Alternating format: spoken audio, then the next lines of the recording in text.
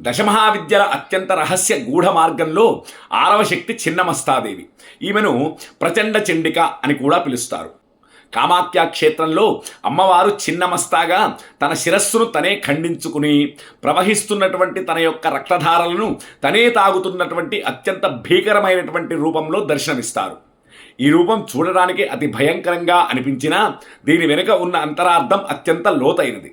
మనలోని అహంకారాన్ని, ఇంద్రియ వ్యామోహాలను పటాపంచలు చేసి ఆత్మజ్ఞానాన్ని ప్రసాదించే శక్తి ఈ చిన్నమస్తా విద్య.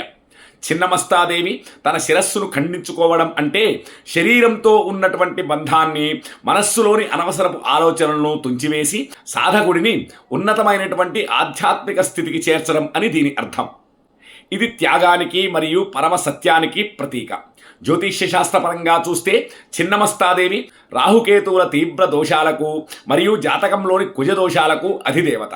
మీ జాతకంలో తీవ్రమైన ఆటంకాలు ఉన్నా లేదా శత్రువులు మిమ్మల్ని చుట్టుముట్టినా ఈ తల్లి తత్వాన్ని స్మరించడం వల్ల ఒక బ్రహ్మాస్త్రం లాంటి రక్షణ లభిస్తుంది.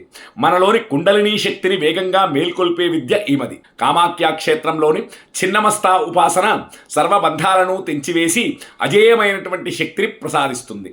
శత్రువుల నుండి సంపూర్ణ రక్షణను, భౌతిక మరియు మానసిక అనారోగ్యాల నుండి విముక్తిని ఈ విద్య త్వరగా అందిస్తుంది. సామాన్య భక్తులు భయంకరమైనటువంటి అడ్డంకుల నుండి విముక్తి పొందడానికి ఓం చిన్నమస్తాయై నమః అనే నామాన్ని అత్యంత భక్తితో స్మరించుకోవచ్చు.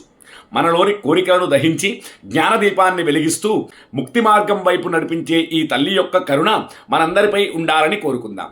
వచ్చే భాగంలో మనం 7వ మహావిద్య కష్టాలలో ఉన్నప్పుడు ఆదుకునే ధూమావతీదేవి విశిష్టతను తెలుసుకుందాం.